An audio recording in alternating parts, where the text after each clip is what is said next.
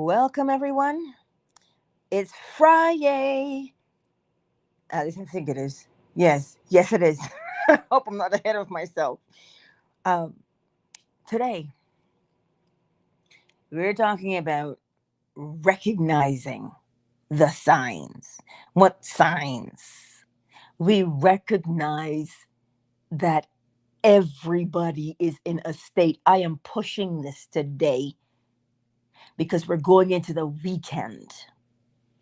I want you to remember everybody is in a state, even you, even me.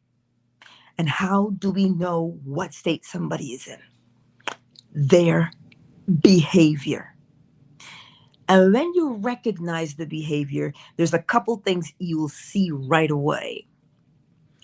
If if the person is responding in a state of anger, right? They seem combative or whatever the case may be. If you are triggered by that, okay? If you're triggered by that anger and you are tempted to respond, stop. Serious things. Just just stop. Observe their state. And when you observe their state and it's not what you want for your day, the first thing that goes through your mind is the party you're trying to reach is currently unavailable. And just move past it. I am telling you, and this will save you a whole host of problems. Okay?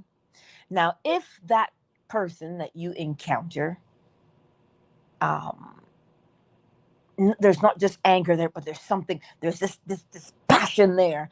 I'm telling you, you're looking at hurt.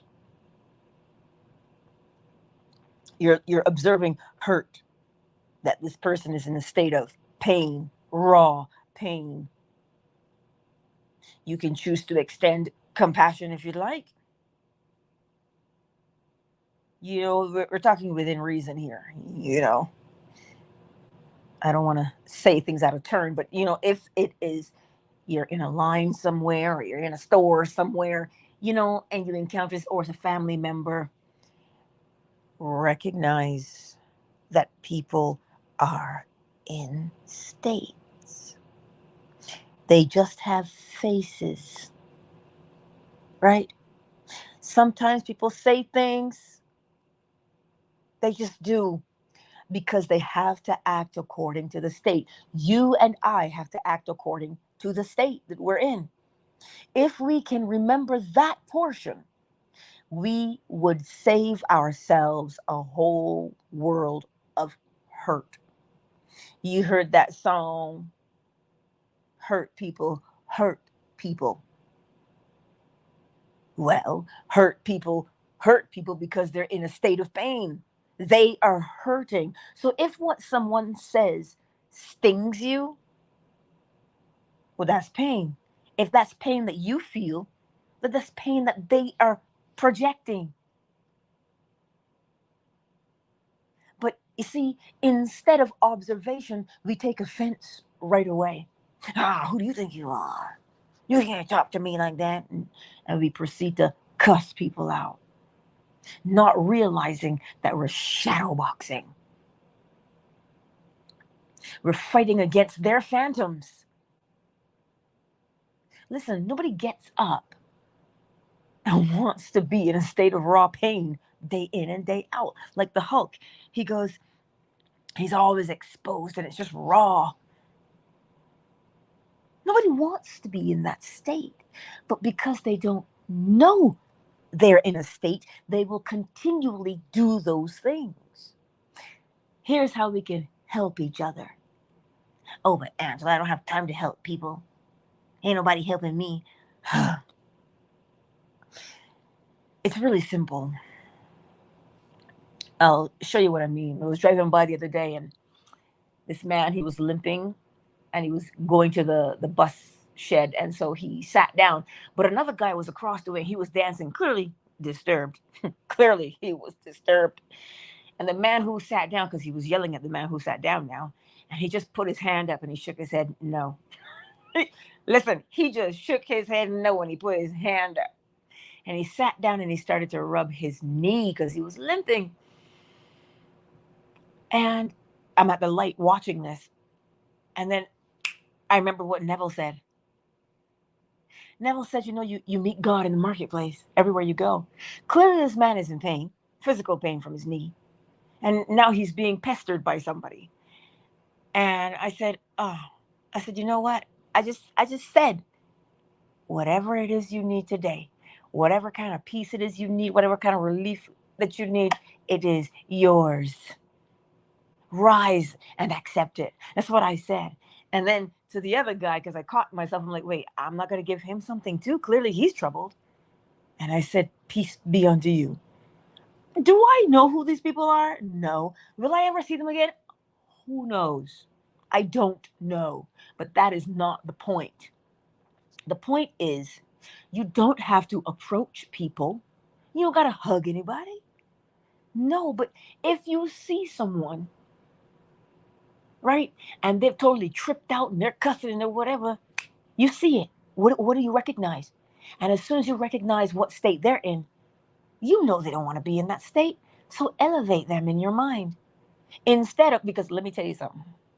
When I saw the guy in the corner, he was doing his dance and he was hooting and hollering. I was like, oh boy. I said, I'm glad I'm not outside. And I was like, why are you judging this man? Do you know what he's had to endure? You don't know? And I was like, yeah, you're right. You're right. So I'm telling you this because it is really easy to jump in and cuss a person out. Oh, it is. It's very easy to say, look at this fool. He crazy as hell. What kind of drugs he's strung out on? It is easy to say that. It is easy to harden our hearts against it. Okay? It is. But because it is easy to harden our hearts against our fellow brethren, because they may not look like us, they may not behave like us, what are you doing when you do that? Remember, there's only one spirit, right? Each person has God within them to express. Oh, Angela, you're so kumbaya. I'm not telling you to be kumbaya. I'm telling you, if we would pour that soothing balm over someone when we encounter them in their state, I want you to see what you're doing. If you're pouring a soothing balm out, where's the soothing balm coming from? Within. And who has to benefit from the soothing balm first? You do. So in the helping of others, you are helping yourself. And as I said, you don't got to walk up to anybody and say, oh, my brother, I see you in pain. You don't have to do that because somebody may slap you because you don't know what kind of mental state they're in. You don't know if they're dealing with PTSD. You have no idea. That's why maintain your safety. But in your safety, let us bear one another's burdens. Because when we judge each other, it'll prevent us from helping someone. And at some point in our lives, when we are in a state, I am telling you, my father always says, do good and good will attend you. He just said that to me a couple of days ago because I was with him. He goes, do good, huh? And good will always attend you, no matter who it is. And I was like, yes, Daddy. What else am I going to say? I'm going to say, oh man, you're crazy. I'm not, because he's right. But we tend to want to take offense or judge, but it is in the judging and the taking of offense that we think about it. If you're going to judge, judgment has to come through you. And if you're tasting the judgment, it is a bitter wine, isn't it? It doesn't taste good to anybody. And as I said, Oh, it seems utopian. It seems kumbaya-ish. But it is not. That's what the rest of the world would have you believe. But if you did it to a complete stranger, just actually mean it. Just actually mean it. Wow, I see your pain. You know what? Let me raise you to a level of peace today. You deserve peace. You deserve to have a good day. And just keep it moving. And you, like I said, you may never see them again. You may never see them again. But just like the 10 lepers, one came back. Only one came back. You may never meet the person that you help. You may never meet the person that helped you. But what you will know is, virtue. Oh, they may feel your virtue penetrate whatever hard shell they have. You see, because when we encounter people who are really angry, we think they are hard and cold and mean and surly and persnickety. But what we need to grasp again is that state of hardness is doing what? It is protecting the softness that is, because that's what they had to learn how to do. They had to learn to protect themselves from pain. And so the way to protect yourself is to become as prickly as possible so nobody touches you. Right? So when we encounter our fellow humans, and trust me, sometimes it is real hard, okay? It is real hard to extend any kind of compassion. Because I heard the other day, somebody was saying to me, oh my God, these young kids walked into a store and they didn't have weapons, but they really threatened the person who was working and said, you better give me the money out of that till. If you don't give us, we're going to come back. And apparently they're just going from store to store and doing it. And I'm like, wait a minute. And the first question I asked was, they can't be Canadian, can they? Jesus, help me. That was the first question. I told you, it's not easy. That was the first question that came out of my mouth. I'm like, that's not Canadian behavior. Where are they from? Sure enough. That's as far as I won't say anything more than that, but sure enough. And I sat there and I got upset. I was like, what do you mean? Now people have to be afraid again? Like, what is this? This is nonsense. And again, I heard, what are you going to do about it? And I was like, elevate their state. Elevate their state so that they just don't want to do that kind of foolishness anymore. Right? Because it may seem as if what we do to elevate our brothers and sisters, it may seem like it is impossible and far-fetched, that nothing can happen. But I promise you, when people do things the way they do things because they're in a particular state, there's something inside of them that knows they don't want to do it. And if you project that elevated state towards them, they'll accept it and rise to it.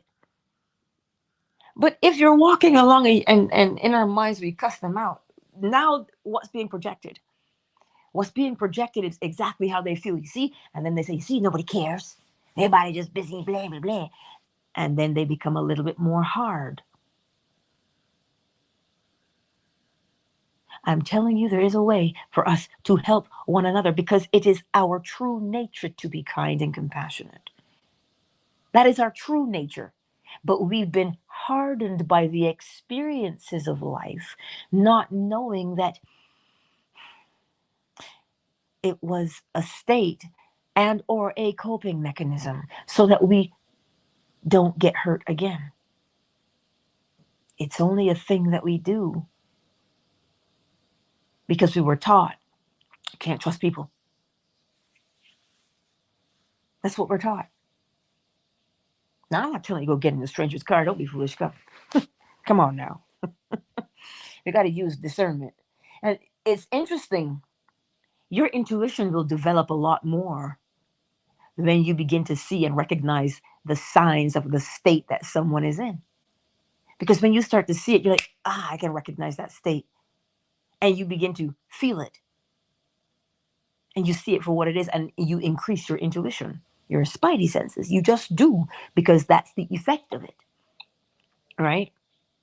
That's the effect. So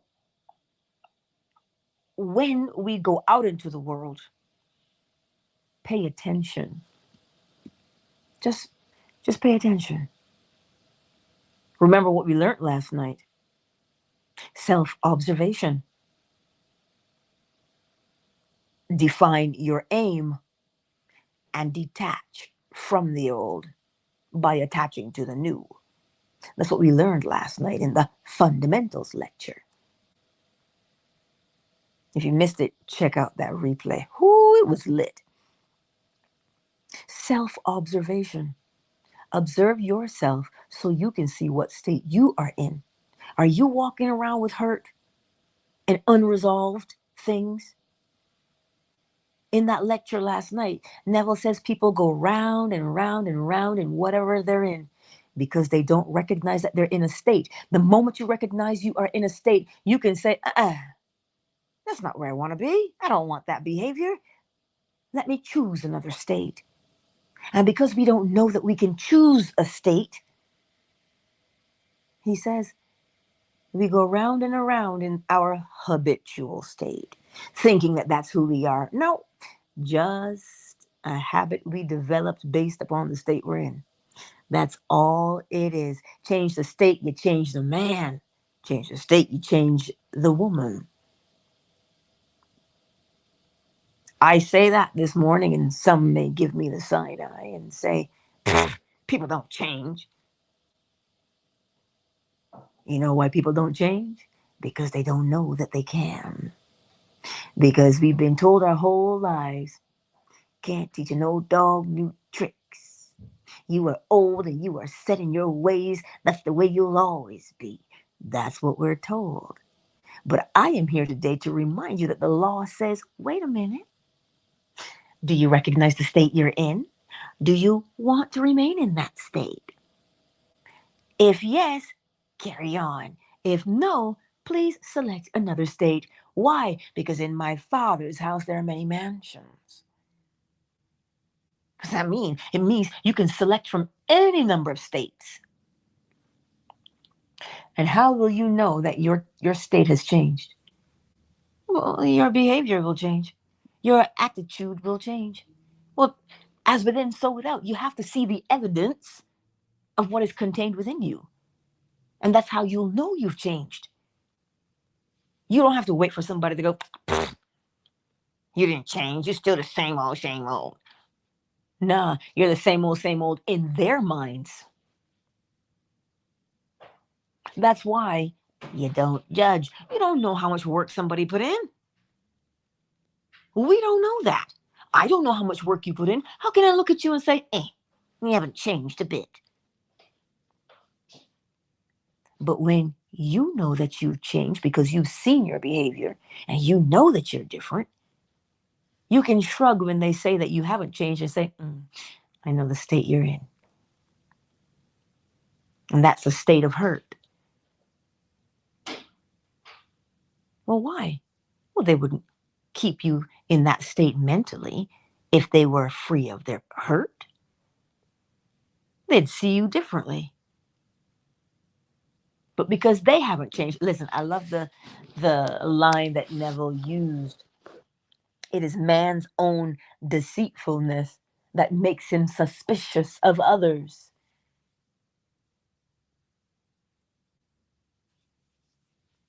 It is man's own deceitfulness that makes him suspicious of others. How do you know I would rip you off if you wouldn't do the same if given the opportunity? Judge not, lest ye be judged. That's the thing. So today, we're going through the weekend.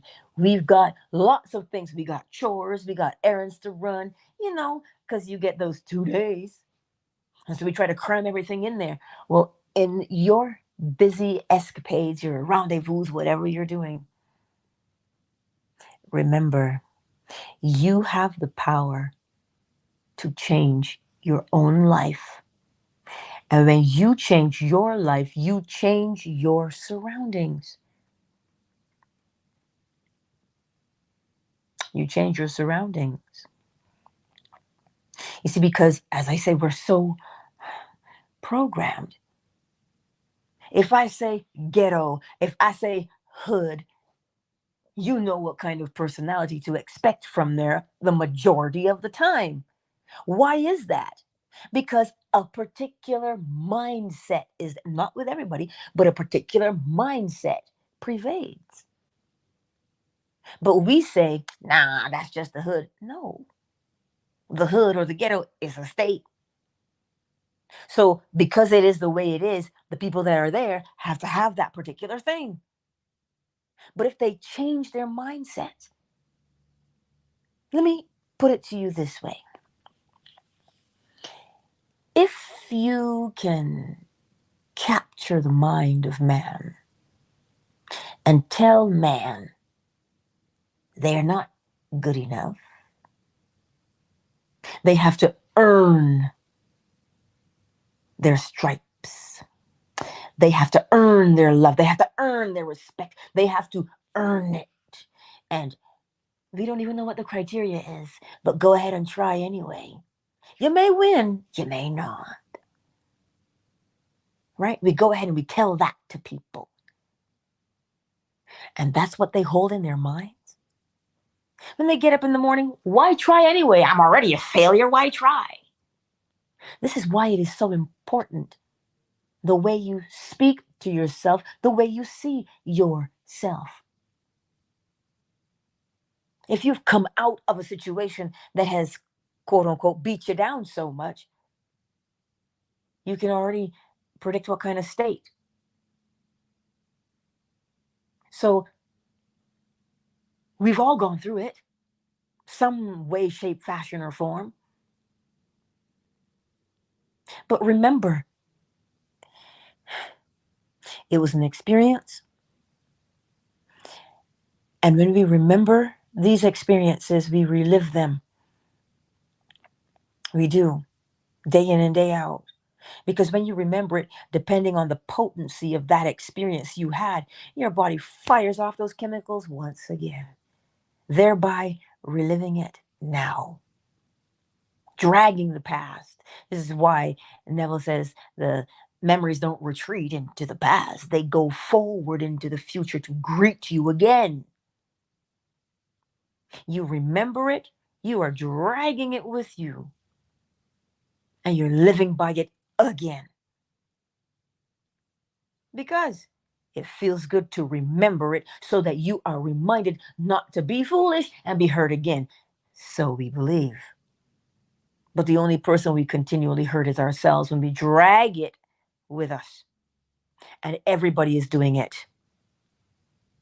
Some way, shape, fashion, or form. So have some compassion on yourself. And if you have compassion on yourself, you will have compassion upon others. Angela, I just don't have time for that. My burden is too heavy. I don't have time to carry anybody else's. Well, put it down. Well, how do you put it down? By recognizing, first of all, what you're dragging around with you. It is a state. It's a house.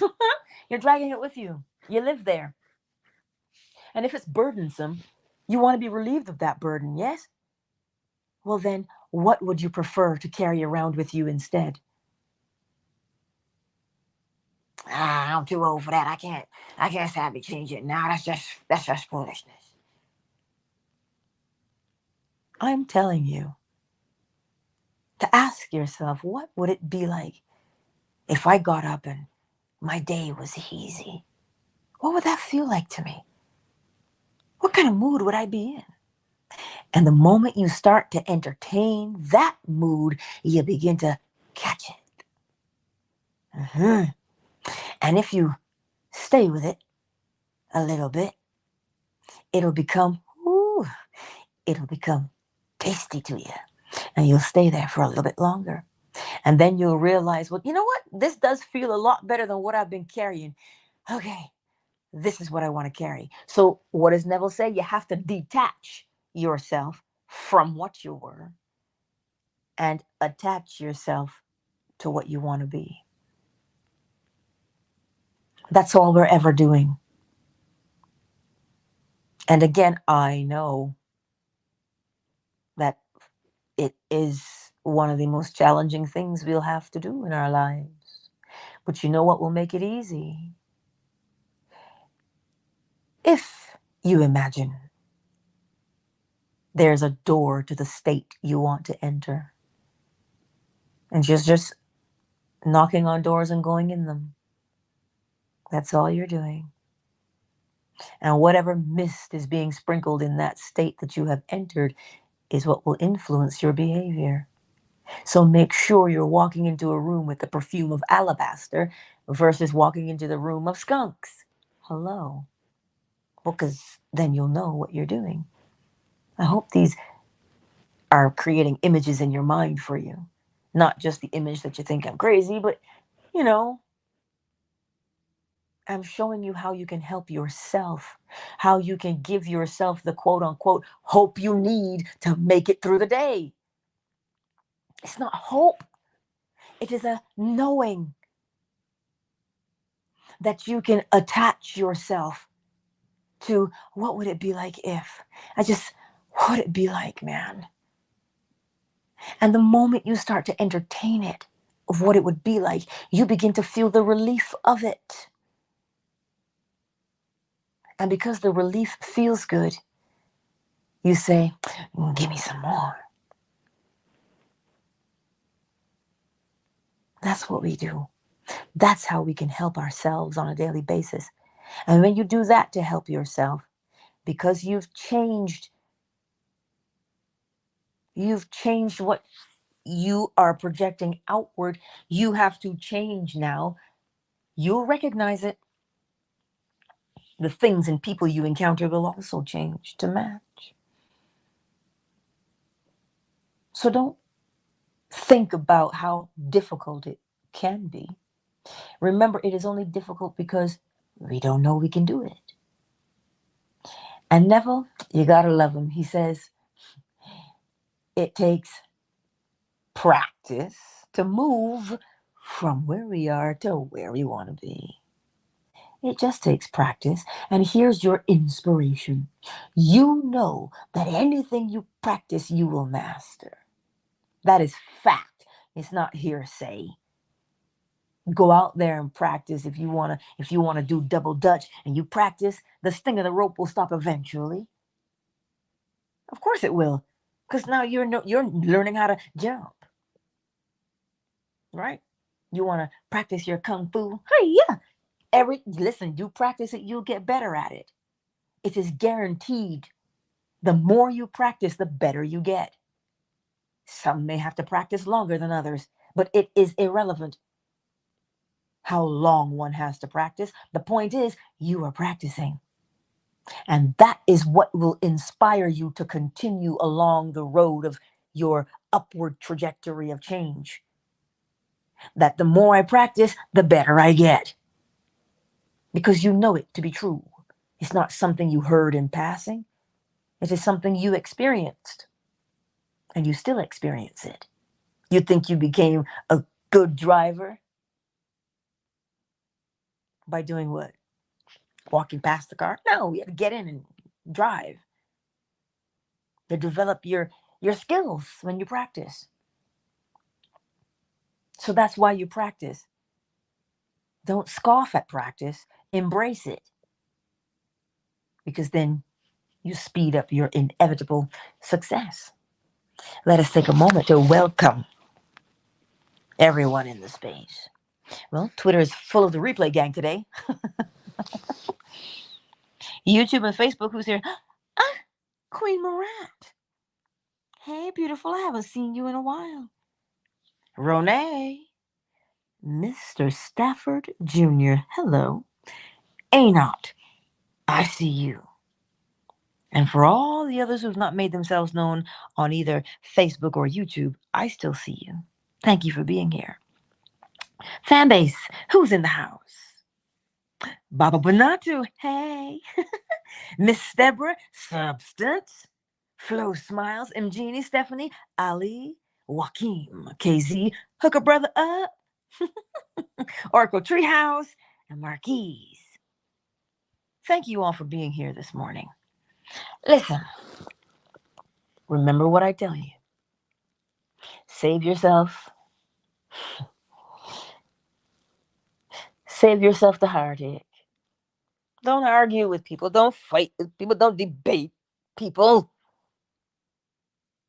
Why? Yes, I know it feels good. That's the main reason why we do it. But recognize that each and every one of us is in a state, and it is the state that will dictate your experiences in life. So if you don't know what state you're in, what habitual experiences are you having? Meaning, what causes you to say, man, why does this always happen to me? That's your cue that you have identified the state. That's your cue. And the second thing you do is, do I want to be in that state? And the third thing is, what state would I prefer to be in?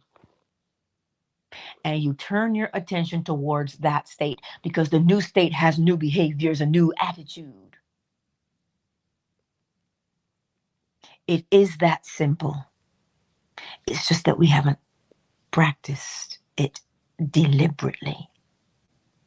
That's why we don't know.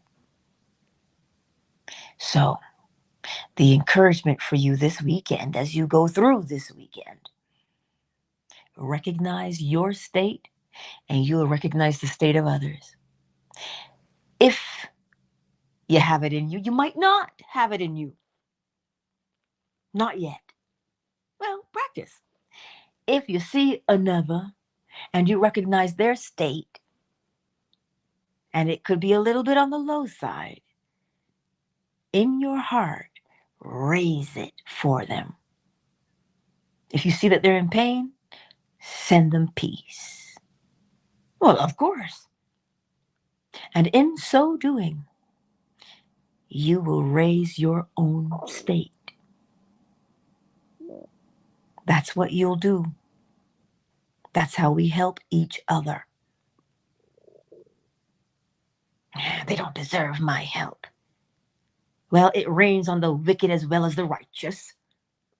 It has nothing to do with deservedness. Like the owner of the vineyard who said, I need people to pick these grapes. And the guy who shows up first things first, he gets the job done. But then the guy who shows up partway through, he got mad. He's like, well, how can you pay him the same as me? He wasn't here for the whole thing. He doesn't deserve it. You know what makes us deserve it? We are here. Whether you believe that or not is irrelevant. You're here, I'm here. Who's to say who deserves and who does not deserve? We're vigilantes now? No. Because the one that you might deem the most undeserved is the one you should give it to the most, because they're the ones in the most pain. Never withhold. Never withhold that love. You don't want it withheld from you.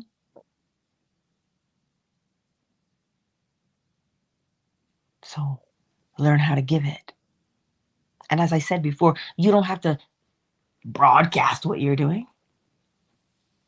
Keep things your own business. You don't have to tell everybody your business. Keep it to yourself. Hush. Just do what you need to do. Because you know what it will help you to do? When you recognize that you are in a state that you don't want to be in, you'll say, wait a minute, I don't want to be in this state. Let me elevate myself to this one. And that's what you'll start doing for yourself, elevating yourself to a higher state. That's what you'll do for yourself. And when you practice doing it for yourself, you will find that it becomes easier to do it for others. And again, I know I live in the same world as you. I see the news And I hear people's opinions. I know. But you don't know what they've done, Angela. They acted according to their state. That's what they did. So what do you expect they're going to act like? You can only act according to your state. So act according to yours. Always raise your state. Always. If you catch it on the low side, raise it up. Don't make me Josh Groban y'all up in here. You raise me up so I get... Don't. Right? Just help each other out. When you help someone, you are actually helping yourself. But I won't preach anymore. I'm just telling you what it is. Hello, Kiana, darling. I'm just reminding you. Hey, Ruby, Shea Butter. I'm just reminding you that if each of us would do that, do you think we'd be living in a world that we're living in? Well, look at the state of the world, and you will see the state of man's heart. Well, who's living in it? We are. We are living in it. So it is a collective reflection of each and every one of us. That's what it is. You want to change the world? Change yourself. We've heard that how many times? So much we could spit. That's how much we've heard it. Well, let's not just be hearers of the word. Let's be doers of the word. Oh my God, there's so much violence. How you know there's violence? Oh, because somebody's acting it out. Somebody is acting it out. Or else you wouldn't know there was violence. Just like we wouldn't know there was peace either, unless somebody acted it out. This is what I'm trying to tell you. It is a collective effort. But as Daddy always says, charity begins at home. Start in your house first. So you see, you start as an individual, and then you influence the ones closest to you, which is whoever they are. And then it goes out, you influence the community. The community now influences what? The nation. You think it stays within you?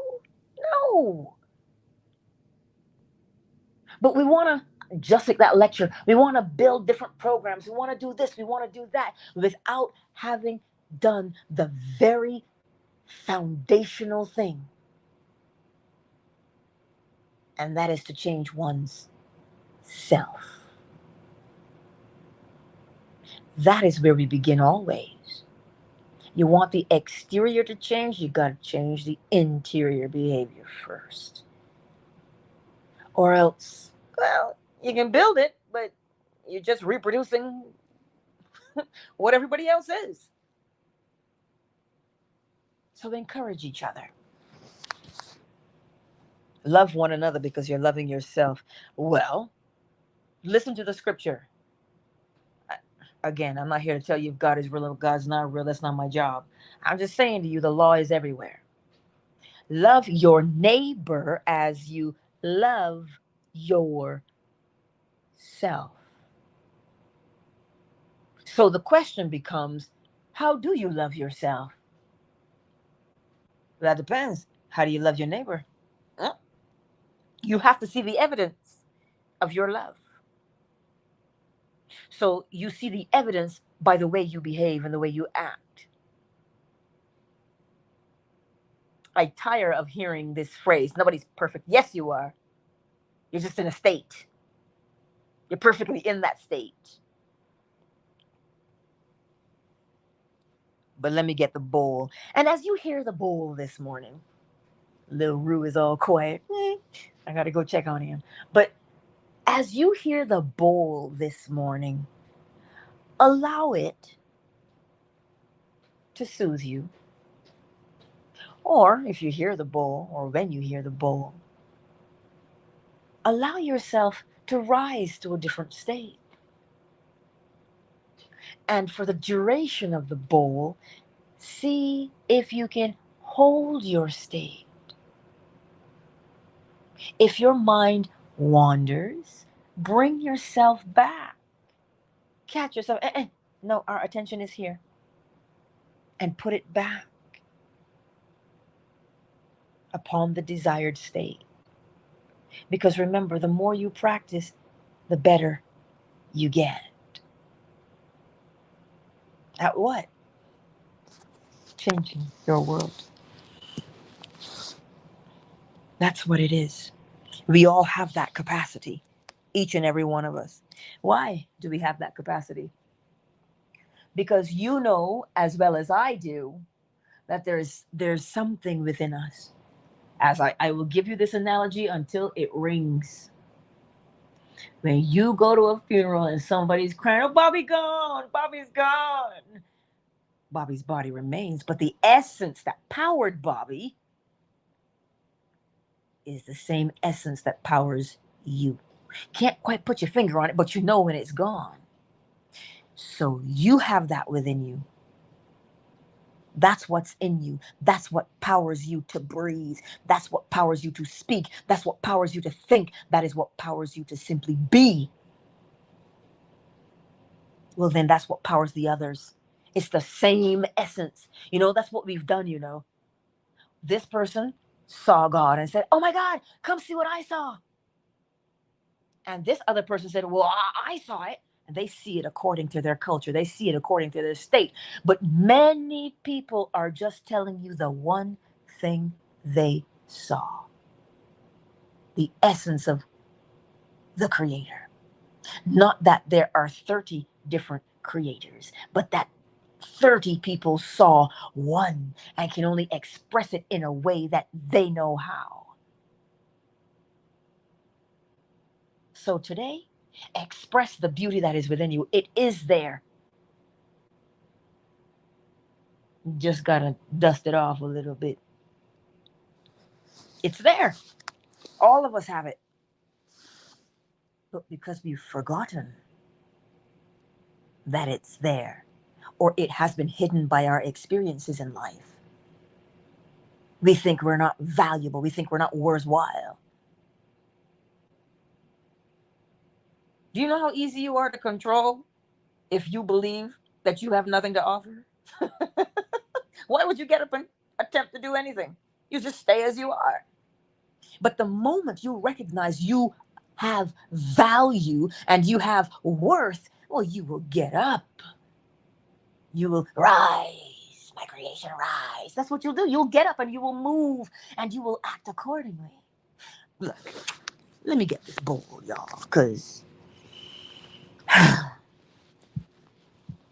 be having church on Friday. You know how it is. And if I stay, you're going to stay. And let's just play the bowl. Let me just get the volume.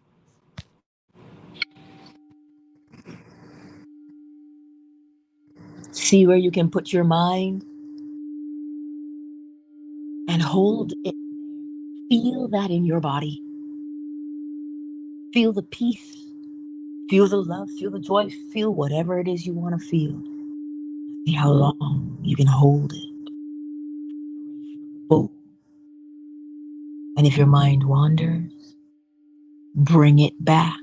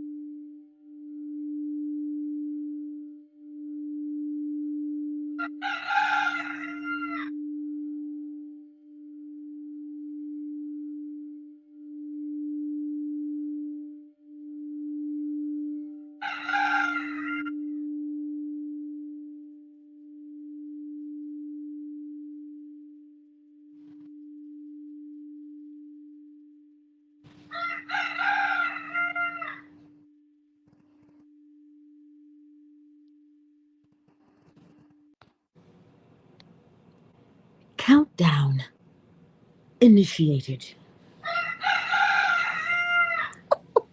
5, 4, 3, 2, 1. Twitter is closed. YouTube, thank you for being here. Facebook, thank you for being here. It is always such a pleasure and a privilege to be in your company. And of course, Lil Rue does send his love. Lil Rue sends his love too. Much love, YouTube and Facebook. I'll see you tonight, 10:45 p.m. Eastern Standard Time.